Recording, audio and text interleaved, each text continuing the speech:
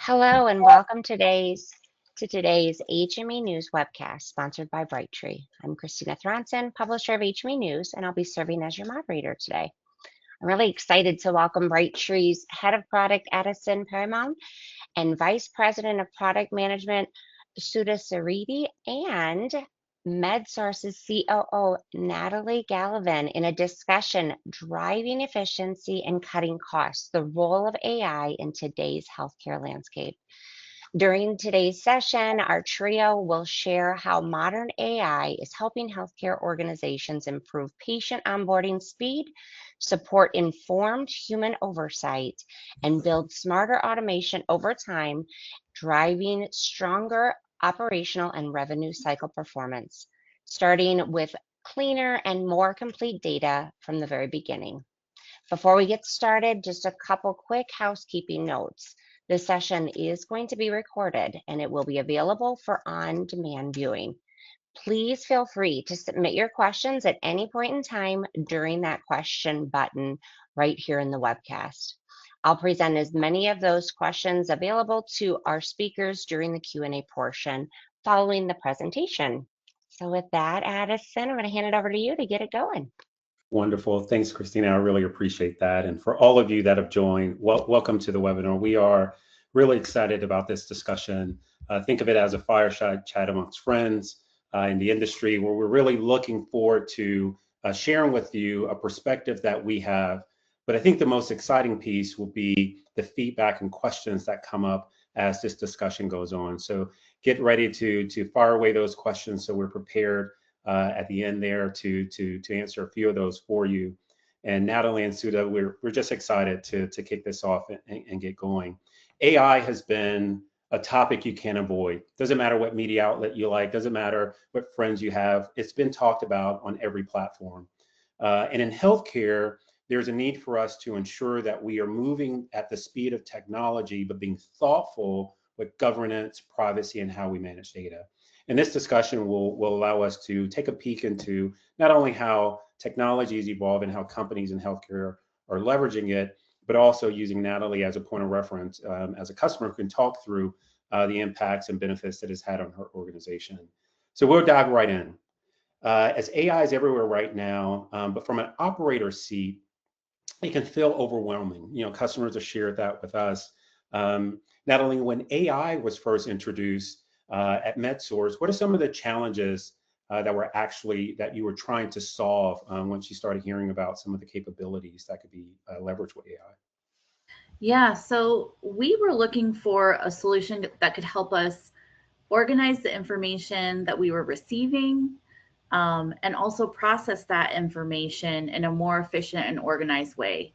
So, for example, receiving incoming faxes, we're receiving them electronically, but we didn't have any idea what information was in those faxes until we actually looked at the fax, and then we would be able to process it. So that was one of the biggest challenges, I think, just from the get-go, receiving information and being able to process that quickly and efficiently.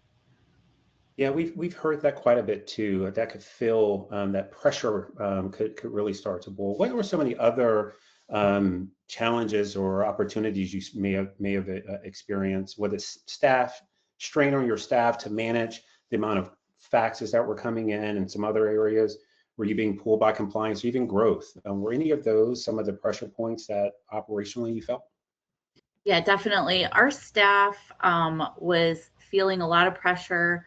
The strain on our staff, as well as we were growing, which is not a bad thing. But you start to develop new problems when you start to have growth. And so a strain to our staff as well as growth were two of our biggest pain points.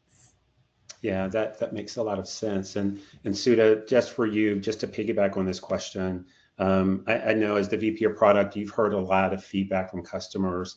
Does that align with some of the feedback you're hearing from customers? Yeah, absolutely. I think it's a black box when a fax comes in for the customers because they don't know what they got.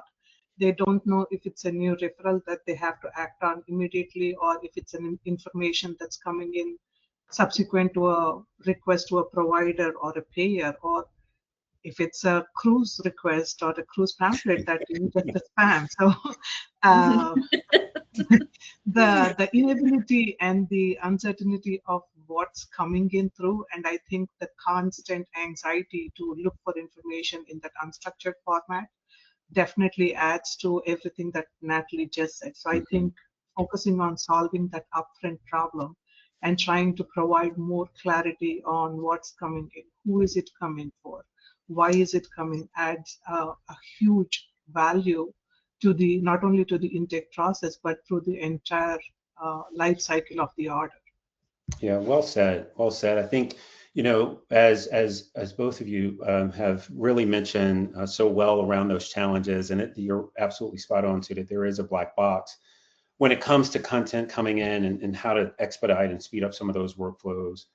Natalie, when you think about where your business was and the leaders in the office, what helped you and your staff and your leadership team build confidence around what AI can do and how to implement that and where to implement that? So it's doing the right things to help scale the business and deliver great patient care. Yeah, I think it's always important to remember that there has to be initial human oversight of your processes. So you don't just plug it in and go. You have to really have to kind of have some human oversight while you're training this robot essentially to do some of your work. So as the saying goes, garbage in, garbage out. So you want to make sure that the system learns from your documents, from your information, and you really must be diligent in testing, testing your processes and things like that. So if you are doing it from an intake perspective, like that was really one of the main things that we needed to get the orders into our system, into our team, so that they could start to process those orders quickly. So making sure that if you're working from a task list or a list of some sort, that your orders are getting in the right lists for the right people,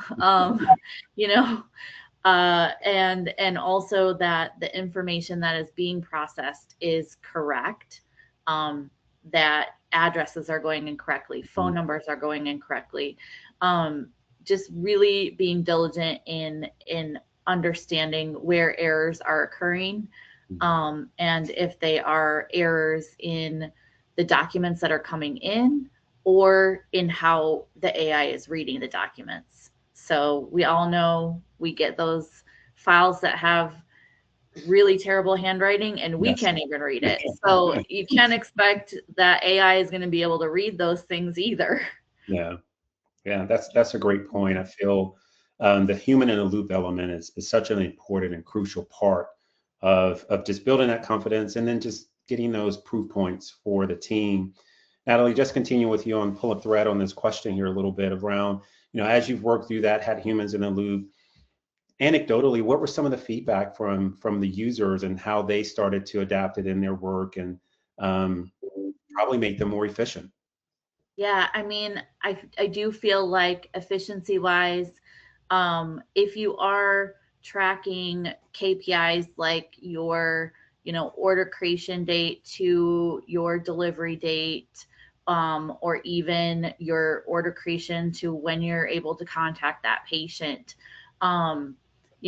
tracking things like that. For us, we have definitely seen better efficiency in being able to get our products to our patients faster, or being able to contact our patients much quicker.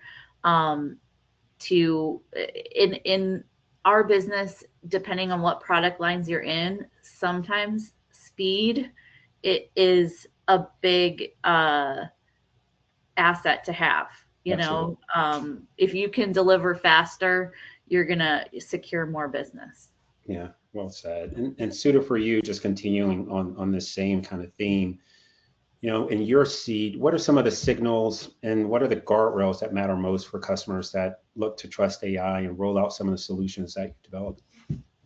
Yeah, I think the first thing that customers are always looking for, Addison and Natalie rightly pointed out, is trust. How do we trust this system? How do we trust this whole mechanism that's throwing out the data for us?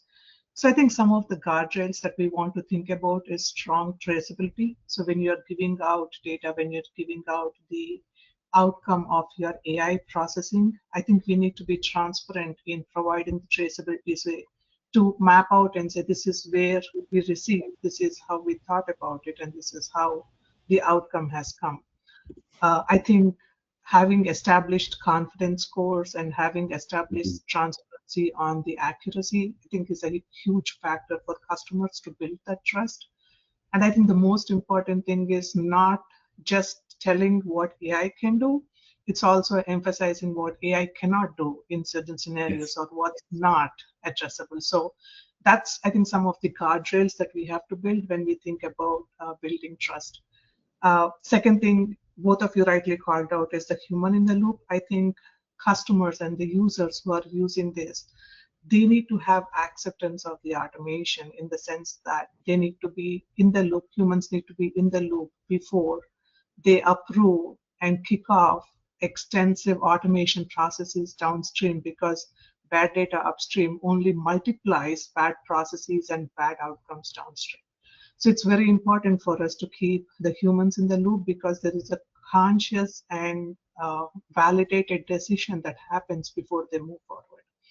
And I think the biggest factor in all of this, and which tie ups the whole thing, is data privacy and security.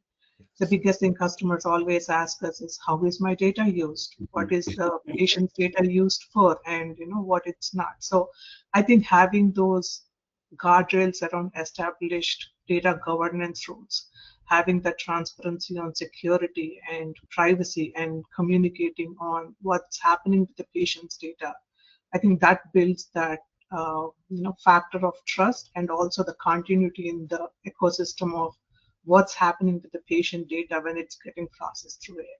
So I think there are many more signals and guardrails, but for me, I think these are the top three I would always think about when building these AI solutions. Yeah, I think well said, Sudha and Natalie. I think that the guardrails are really important, and without those, any error could occur. So having a human in the loop does protect that.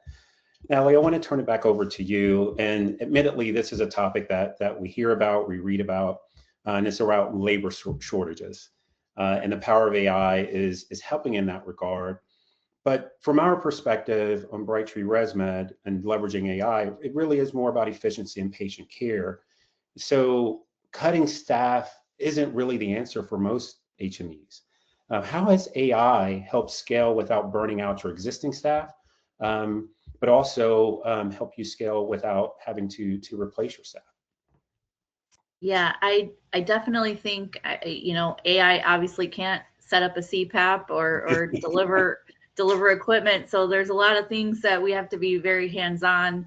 It is a high touch business for us, but for those tasks that maybe like the intake process, if you have customer service that are doing intake, they're also doing insurance verification, they're also doing qualifying, they're doing all of these things to get an order out the door.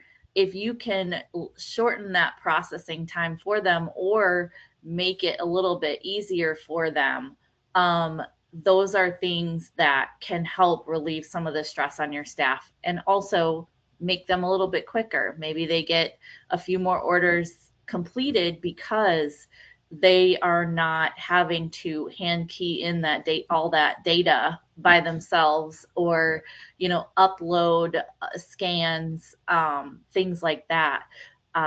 It really is about not so much doing more with less, but being able to do more with what you have, because as we know, it's these our jobs are not easy to train for. It does take a long time to get somebody fully trained. So to kind of have this as a useful tool to kind of bridge gaps in growth or shorten the number of steps that somebody has to take to get to the finalization of an order. It's going to be super helpful. Great points. And Sue, I know with the rollout of intelligent document automation, there's been quite a bit of buzz around how customers are rethinking workforce strategy. What are some of the things you're hearing from our customers around that administrative burden load that some of the things you've launched have been able to solve for them? Yeah, we've heard huge positive feedback on this. And let me start off by saying employee morale is something that our customers are extremely focused on, because from CSRs and intake representatives just looking or feeling themselves as just data entry, more of the same every day, day in and day out, mundane tasks, they are now part of the AI revolution. Let me correct myself, AI evolution, if we call it, right? So they are able to contribute to the most cleanest and efficient process upfront in the cycle, rather than just thinking about them as looking at facts and trying to type in the data entry job. I think that's a huge opportunity for morale boost across the organization. Natalie rightly called out, trained staff are not easy to find out. So if you already have them trained in SOPs and you already have them, it's so much easier to scale the skill set across the organization than trying to, have resources on board. Customers are always looking for efficiency, but I think the staff relief that they're finding out that they are not dependent on individuals to do tasks, but they can scale the operations with the help of AI and minimum training. I think that's a huge relief across the organization. We've heard feedback on growth, where customers now have recouped some of the capacity of the intake CSRs across the organization, where they were unable to either expand their product lines or look at new referral sources. Now they have the time, opportunity, and trained skill set, I would say, resources to make the outreach to providers, patients, and so on and so forth. So that just opens up huge opportunity for them on the morale scale, on definitely expanding their referral sources and just making the upfront process more efficient for them. So yeah, positive from the customers, I would say. Fantastic. This is such great news. I mean, where the industry is today and some of the inroads that we're making and showing these improvements, really tremendous. And so back to you, Natalie, on, as you've implemented some of these solutions up front on the intake side and improved a lot of the accuracy, and how does that impact the outcomes or the downstream outcomes for your business? Well, you definitely have a much easier time when you're going to order confirmation, order delivery, things downstream that maybe were taking a little bit longer because either information was missing because of training, or it was just having to be double checked because you had a lot of different hands in there. I definitely think that order confirmation is getting a lot cleaner, easier. And then also when you're looking at denials and the capabilities that are there for qualifying, making sure that you're not getting a denial because somebody doesn't qualify. So utilizing the tools within AI to help with the qualifications to kind of circumvent some of those denials on the backside. Yeah, that's really interesting. And just staying a little bit on your organization's process with using the intake document automation with qualifications. Tell us a little bit more how qualifications and using that has really impacted your workflow. Yeah, I mean, definitely with the CPAPs, I mean, you have to have all different documents from different places, different times. So with order qualifying, it helps your CSRs to not miss steps. Even if they are the most veteran, staff member, it's a lot to read through a lot of these notes and things on the computer. If it can read through it and pull out that key words that you're looking for and that key information that you're looking for, instead of having to read through a chart that's like 10 pages, 20 pages long, we don't want to have to do all that. Like it can just pull it out for you. So I think definitely on some of these more complex types of equipment, it's making the process faster. It's making it more accurate, pulling out the information that we need in order to check those boxes to say, yes, this person qualifies, and get them their equipment as fast as we can. I love that outcome, because the way you concluded that really was centered and focused around, getting that patient on therapy faster, getting them to have better health faster, is really what it's all about. That's really incredible. Continue with you, Natalie, on ROI and what it meant for your organization. How did you all think about balancing the technology costs versus the implementation effort? And let me give a little bit more context. I know with a lot of AI solutions, some of these are plugins, and using intelligent document automation by Brightree, it's nestled within the workflow. It's all there. It's all one solution. How did you balance that from technology and then, of course, on the implementation part of it? Well, I definitely think that if you are looking for a solution, you do need to weigh, obviously, the costs. I mean, cost is a big factor, but also you need to look at the time it's going to take to implement. If you need it tomorrow, if you need help tomorrow, you can't afford to, put in a 60 or 90-day implementation period. Your implementation is going to use resources as well, which is going to cost your business money. So not just the fact that utilizing or doing implementation, usually there's a fee, but using those resources for X amount of time to get that tool up and running is a huge factor. So make sure that when you are analyzing your ROI, you are taking into consideration the fact that you need resources to implement.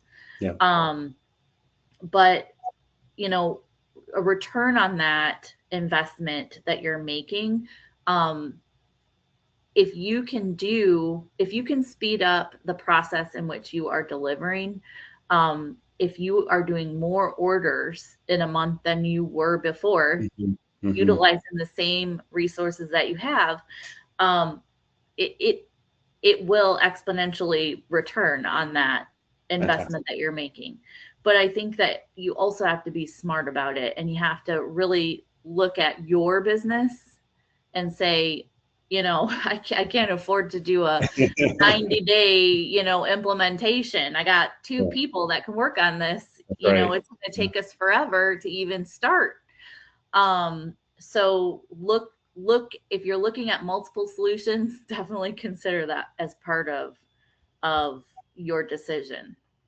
Great feedback, Natalie. I want to continue with this line of questioning with you, Sudha. What has been a sentiment that you've heard from customers as well, similar to Natalie, on innovations around just adopting that, and what speed of getting on board has meant to them? I think the scale and the faster implementation has definitely been a factor in adoption, in the sense that customers cannot invest already less resources on training and potentially onboarding and implementation. They are looking for ways where you are able to embed potentially within your existing workflow, literally compressing your existing workflow with minimal visual shock or no more screens to train from. That's the expectations from the customers mainly on that. And even for the users, I'm sure some of you, if you're shopping in a grocery store and suddenly they change your jelly or your favorite item from the aisle, you get upset. So it's the same with AI. I think it's the nature of human, where you're used to certain workflows, and our effort in developing these AI products is to make sure we are compressing those manual steps but keeping the same experience. So we are trying to focus on increased adoption. That's definitely been a factor, and I think I know the 10 steps that happen behind.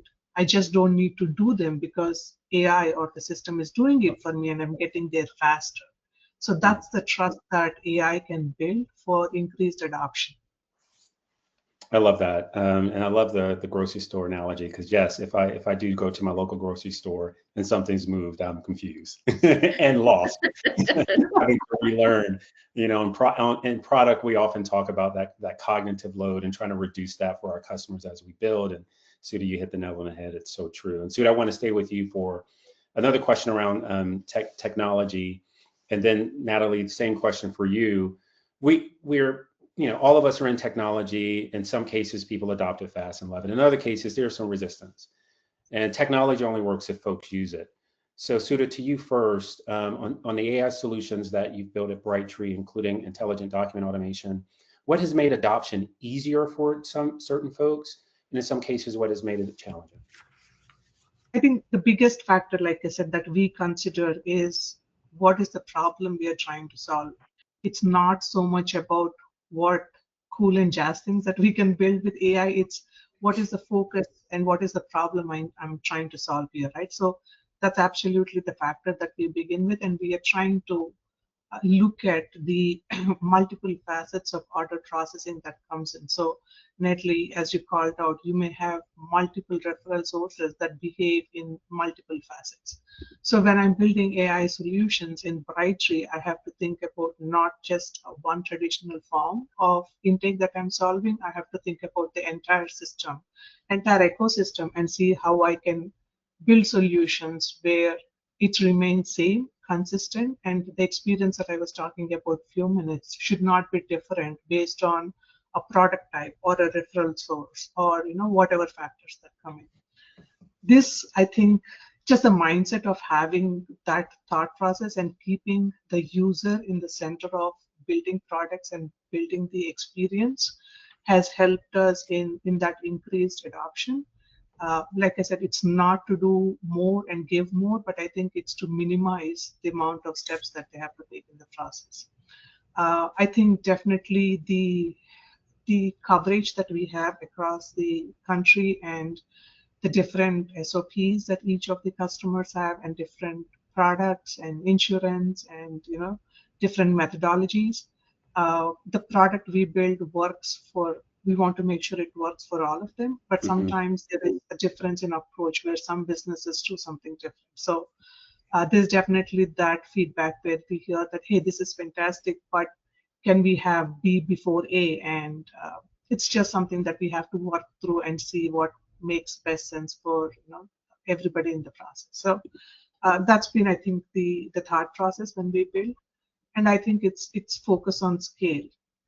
It's focused on dependency on the downstream processes, and how does this impact your revenue cycle solutions? How does this impact your potential resupply platforms? How does this impact your payer interactions and such? So that's definitely some of the huge factors we take into mind when building these products. Yeah, well said. And now I'll continue with you. Same question is really around, that ease of adoption. What made adopting some of the AI solutions you've implemented with Brightree easier for your staff? Well, I think collectively, as our business was growing, we were all collectively frustrated with our growth. So I think that helped to buy in quite a bit, was us, involving your staff in the decision, and your staff also having ownership of the process as well, and knowing that, hey, we're doing this because I am frustrated, because I am overwhelmed and I am stressed out. So I think, involving your staff in those decisions and letting them know, like, hey, this isn't to replace you. This is to help you. This is to get you to a point where you don't go home at night and you're so frustrated, like, I didn't get anything done. You feel like you're spinning your wheels at the end of the day. So for us, having our key people that, we're touching orders, getting buy-in from them is going to help you. They're going to champion to the rest of your staff, to say, this is a great tool, that we can use to make our lives easier. That's a great point. I really love the idea of bringing in those stakeholders early and getting their buy-in. I think it's really important, because they'll be, just like to your point, the big champions to rally around the need for that, because you don't want your staff to be frustrated. You want them involved and passionate about what they're doing. So this has been really great. We have just 2 more questions for the panelists. So to the audience that's there, we'll turn it over to you here shortly to answer a few of your questions. So, Sudha, this question we'll start with you. Are there any patterns that you or your team have identified that we see with customers on how they operationalize AI versus where they may stall or have challenges with leveraging AI? I think the quick wins, or the areas where it's so much easier to scale, is on the monotonous and repeated tasks that are not so romantic, if I can call them, but very necessary to get the most qualitative order coming. The aspect of Natalie rightly called out on the qualification. I think not every resource in the organization is trained or qualified to validate if the documentation that we got is enough or not. Any decision on either ways could be very impactful for the organization. If you are delaying when you have the right documentation, causes patient dissatisfaction, versus preemptively filling the order without doing the due diligence on documentation, leads to enormous write-offs on the financial side. So it's a delicate balance. So I think these are the areas where they're looking for increased AI adoption and AI solutions. But coming back to our philosophy of human in the loop, we are always providing the data, the AI response back to the users, and we are having the users the capability to accept, override, or challenge to say, I understand what it's saying, but it's definitely helping me move forward. I think these are the areas customers want AI to lead. There are some factors which I think customers still want, or cautious in trying to move, which is on the clinical decision making. They still want to have oversight before they go ahead and have complete AI takeover on that. I think patient outreach is definitely something that they are still continuing in some traditional forms, in the sense of how is your order, or is everything okay, and the sensitive patients, or some which need more attention than some. Which is a telling sign that we need more increased automation on tasks that are monotonous, and we can add value there. But customers are keeping their patients in the center of experience, and they're able to provide time and energy in patient care. Yeah, well said, Sudha. All right, we'll wrap up here with the last question. It's really more forward-looking. So Natalie, I'll start with you. If you imagine 12, 24 months from now, what do you think AI would make the biggest difference for HMEs? I definitely think we're going to be more efficient with speed. If we shouldn't be typing our addresses in anymore. And we should also, things on the horizon that I can foresee would be not just being able to qualify Medicare patients, but being able to qualify, you know, your private or your commercial payers, Medicaid payers.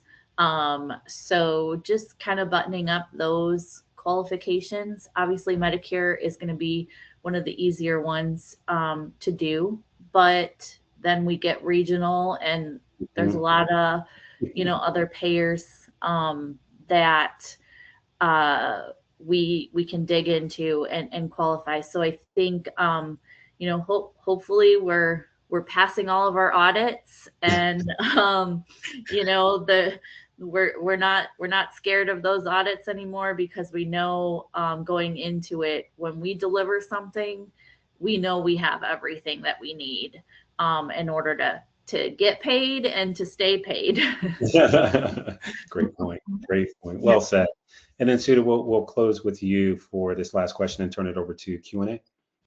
Yeah, definitely. So I want to call out 3 personas that we are thinking about on this intake innovation, or just the AI innovation.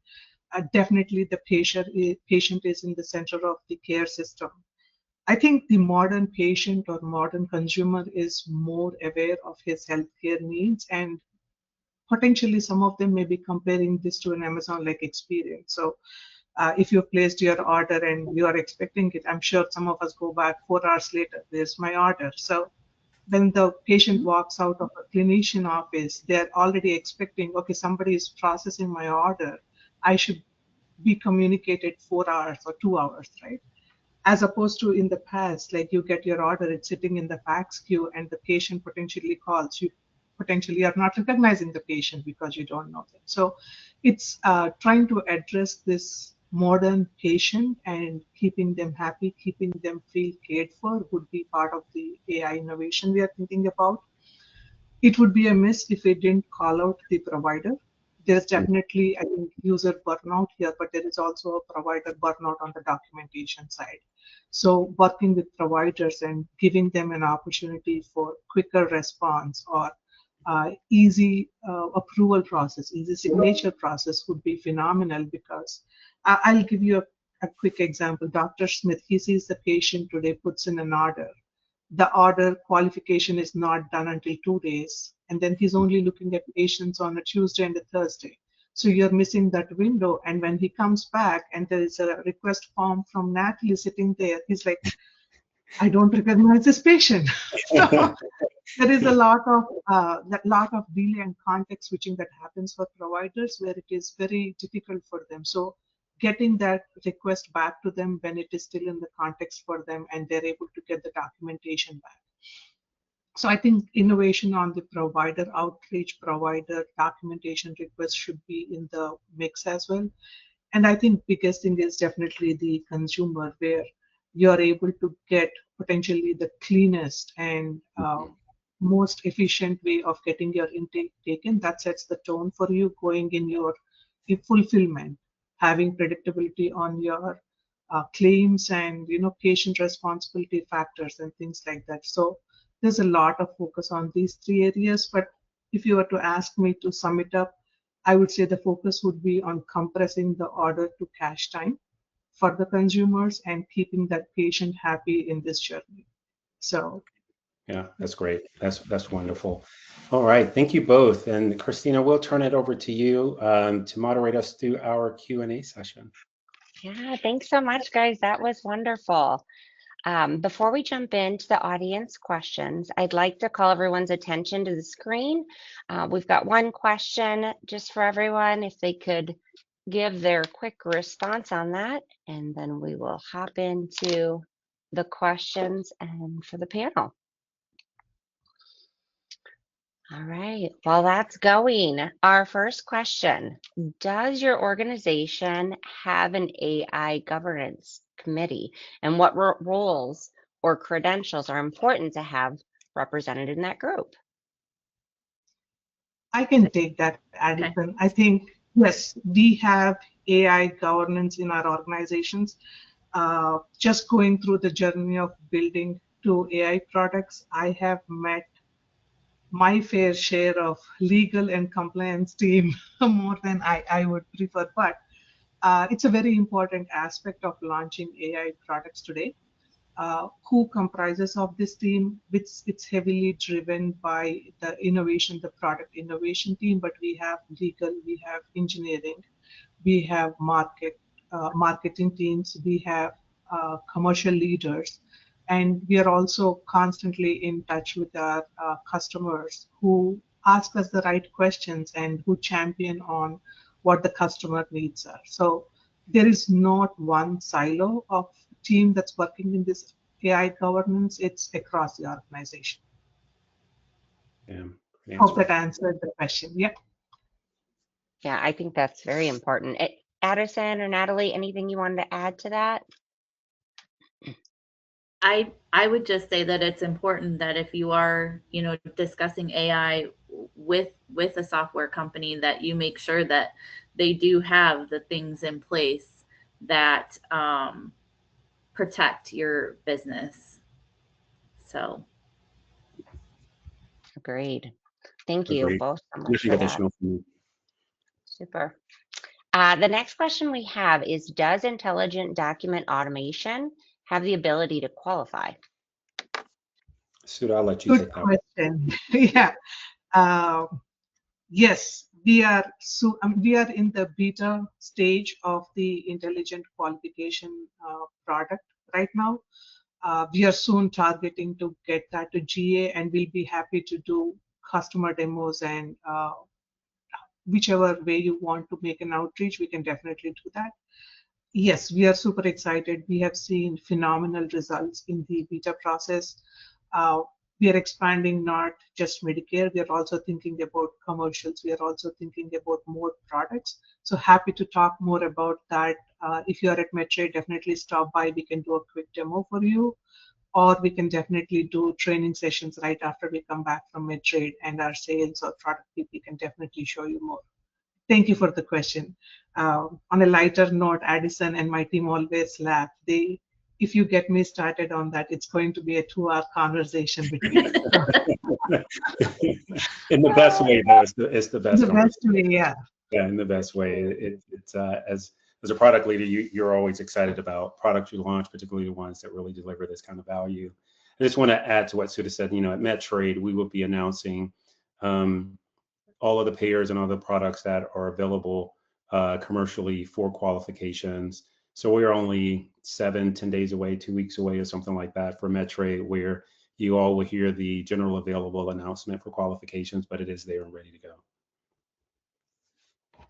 Terrific. And neither of them mentioned it, but it is on the poll, and their booth number is 1013, just in case anybody was wondering. All right, we're going to move on to the next question. Let's see. Will AI help with your DME denials? Yes. do you want me to take We this? have. Oh, go ahead, Natalie. Answer that. I'll just say that with AI, you are going to have the ability to do those qualifications. So from a denial standpoint, when you're looking at is this medically necessary, that's what those qualifications are going to help you to achieve, that those patients do qualify for that equipment from a denial standpoint. And then also, your data entry. So hopefully you're not missing things like diagnosis codes or patient information that's going to cause a denial, but those qualifications is going to be very helpful. Just adding to what Natalie said, she called out something which is very near and dear to me, is the audit response. Audits definitely are extremely strenuous process for you, very stressful and non-revenue generating tasks that you have to work on. So the focus of qualifications is to make sure that we are providing the right information, not just for your initial claim processing, reducing denial management, but also making sure we have the information for you when and if you ever get audited eventually. Terrific. All right, next question. What recommendations do you have for anyone who's hesitant or fearful of using AI? I think that's a common one, probably for a lot of folks. Yeah, that's a really tough one. I'll start just because we hear this quite a bit, and we have a lot of empathy for those that are going through this because there are probably at least three pathways or three ways you're thinking about it from your staff, you personally, and then what if I get it wrong? What if I choose the wrong product or implement it and it didn't yield the results that at least anecdotally I'm hearing around, or the fanfare that you may be reading in the market? My recommendation is doing what you're doing now. There's this philosophy around going slow to go fast. And for our recommendation is AI is only going to get better and it's not going anywhere. It may be called something different, but it is here to stay. So, I would highly encourage and advocate to just take your time. Sessions like this are really helpful to ground you and hear from experts in the industry like Natalie, who's going through this process. A Bright Tree. couple times. we definitely were one that adopted something early on that didn't work, and so I think that you do have to be cautious. This is your business, and you have to, like Suda had said before, what problem are you trying to solve? Mm-hmm. Keep a focus on what your problem is that you're trying to solve. And also, choose something that maybe isn't a huge investment, because it doesn't sting as much if you maybe it doesn't work for you. It's not that big of a lift from a financial standpoint. So those are my 2 cents. I agree, Natalie. It's make sure you know that, make sure you have your team aligned, bring them in early. And one of the things we've done around intelligent document automation, this was intentional by Suda and her team, is that it had to be nestled in part of the existing workflow, not something new, or grab your IT staff and integrate this other component. That, of course, is an option. There are folks out there that do that. For those that don't have that ability or staff to do that, you really need something that when users are presented with this new feature, it feels like what they're used to doing, like it's always been a part of their workflow. And that was intentionally designed and built that way. So it's a great starting point for a lot of folks there as well. And I think the way we thought about onboarding the customers into the journey as well, Addison, is one factor that customers should explore more aggressively. We are not having heavy investment on the onboarding or implementation and so on and so forth. And we are keeping the mechanism to think about this as, hey, I want to try and I want to explore more, and I can definitely invest in this because I like it. I'm seeing the value. So there are definitely options that we thought about. And we serve customers of different size and different scale. So we have to think about the entire market as opposed to just certain markets. So definitely would love to talk more on this at MedTrade, or however you reach out, and explain how we can help you with that. Absolutely. Terrific. So, for leaders who are wanting to champion AI initiatives, what's the best way to build the technical vocabulary and foundational knowledge needed to communicate effectively with IT and executive stakeholders, streamline decision making, and accelerate AI implementation? They want this. How do we get it? Yeah, this is such a well-formed question. It's like an SAT question. I really like this question because it is really important to how you frame and think about going to your executives, particularly on the technology side. My recommendation and how we've worked with customers to get through this is start with, you don't need to know all the technical lingo. That there are technologists that know that. The most important thing, and Natalie, you mentioned this so well, is, and Sudha, you said it throughout the panel, know the problem you're trying to solve, and then create the outcome you are anticipating achieving when you implement this new feature leveraging AI. The outcomes are really what's going to drive the business value. We really advocate for our teams, myself and Sudha, across all of Brightree, is we're not building AIs for AI's sake. It has to add value, because then you will not get adoption, it's not going to delight customers, and it's not going to help patients. So I would highly suggest putting aside the technical lingo and really focus on the problem that you're looking to solve for, and then the outcomes that will be achieved. That's a great starting point, and everything else should hang off of that.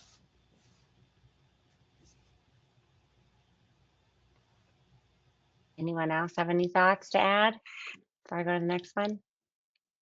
It's very encouraging to see leadership weigh in on embarking this AI journey, and I think that's the right approach to think. Education definitely helps, and then just peer conversation also add a great value, because it's in the context of potentially the same business or same space that they are functioning.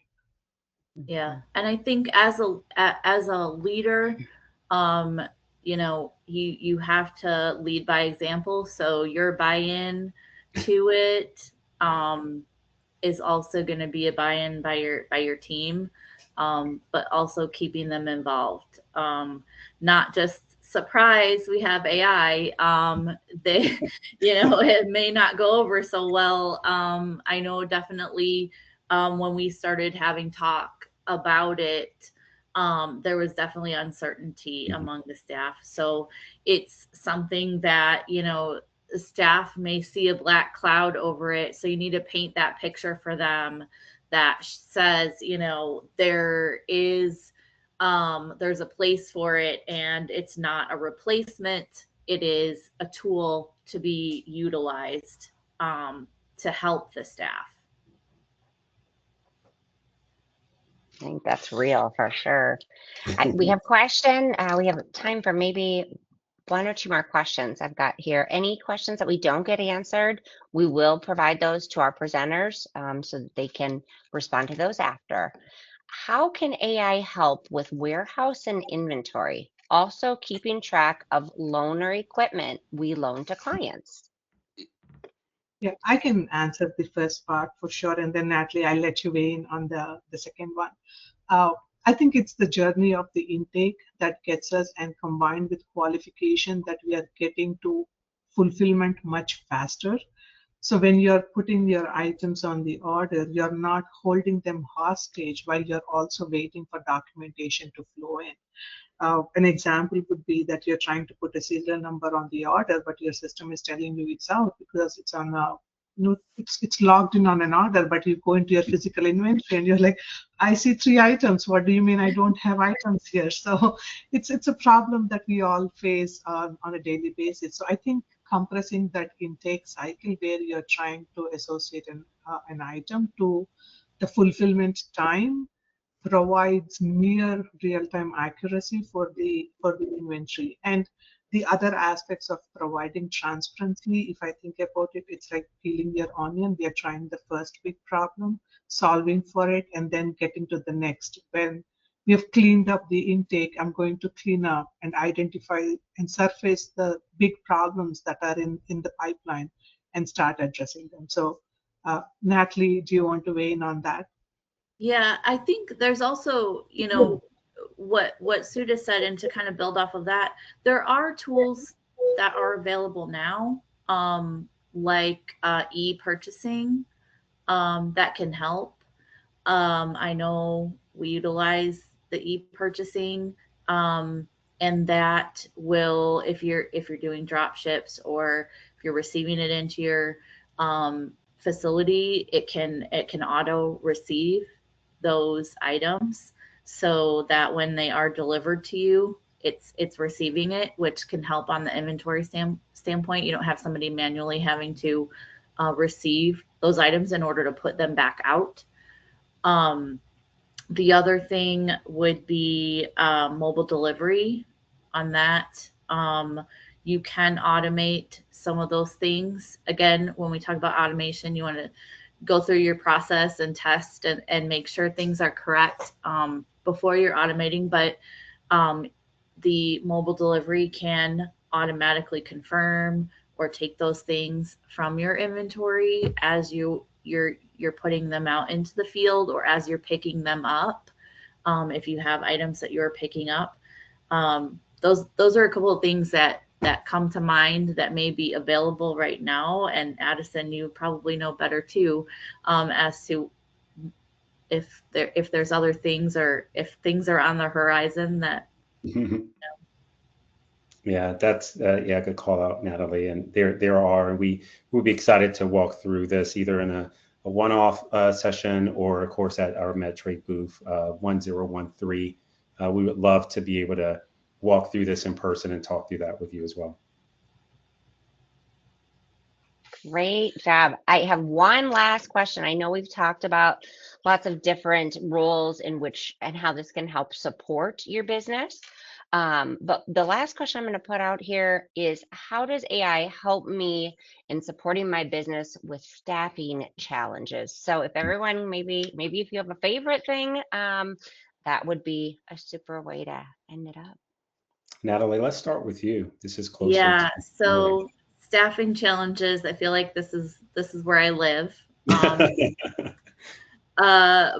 I definitely, again, solving your problems, you want to be solving a problem. So if staffing challenges, where are these staffing challenges? Do you have a shortage of CSRs to contact your patients, or process your orders, or do you have just a general, you don't have enough staff for the work that's coming in the door? So there's a lot of different problems that can be solved. Just identify what your problems are. What are your goals? As an operationals person, we talk about KPIs a lot. What are your key performance indicators? Do you want to be delivering your orders in 3 days, in 7 days? What is your goal? Because everybody's business looks different. And so you really have to hone in on what your customers are expecting of you. What promises are you making to those referral sources? Having transparency, and then looking at those problems and saying, okay, I really need help sorting these faxes, because for us, coming into the email, we're getting all these faxes in the email, and then it's like somebody calls and says, do you have my order? And we're like, well, what time did they send it? What day did they send it? We have to go and we got to search for that through all these faxes, and it was impossible. It just created chaos. So being able to know that what patients we have in our queue at any given time, when that patient calls now, it's like, yeah, we got it at 10:58 a.m. it's in the queue. It's being processed right now. We're going to call you. So I think, like Suda said, that intake, you got to start off on the right foot. You got to start it off garbage in, garbage out. You got to start it correctly. Otherwise, the whole process is going to fall apart in the end. So really identify your problem. Staffing challenges is somewhat broad. So where are these challenges that you're seeing? What skill sets are you looking for? And what can AI do to maybe supplement some of those skill sets that you're missing? I think a couple of areas I would add, Natalie, is definitely identifying your cause, but sometimes the top two I hear about is burnout. I think working parents want to have, or anybody, I should say, I should not be biased. I think they want to have a good work-life balance. They want to get out of the office at a decent hour and balance that outside of work life. So I'm hoping AI bridges and fills that gap where they're able to do their tasks more efficiently, and they're not burnt out on a Friday at 6 o'clock still trying to do data entry for those orders that came in. So I'm hoping AI bridges that gap. And the second aspect definitely is the growth opportunity. So it's more exciting for the team to come in. Maybe we can do a poll on a different day, but if you ask healthcare workers why they came into healthcare space, it's definitely not to do more documentation. It's definitely not to Yeah. process more taxes. They're interested in patient care. They want to talk to patients and they want to help get them better. So I think the shift of focus from trying to do more documentation to take help from AI in getting that necessary paperwork. Don't discount that necessary paperwork done, where they're more excited about coming in every day to talk to patients, make that impact, feel fulfilled. I'm hoping AI bridges that gap as well and gives them that opportunity. Outstanding. Addison, you have anything else? No, Wrap us no, up. well said by both. Terrific. Well, I thank all three of you, Addison, Sudha, and Natalie, along with a big thank you for Brightree for sponsoring today's event. Of course, everyone that attended, it was great having you all here. The session was recorded, and a link will be emailed to all registrants. If there are any questions we didn't get to, which there were a few, we'll be sure to get those to our presenters. Be sure to visit hbnews.com/webcast for any additional sessions, and have a great rest of your week, everyone. Thanks. Thank Thanks, you. everyone. Bye Bye bye. See you bye. all.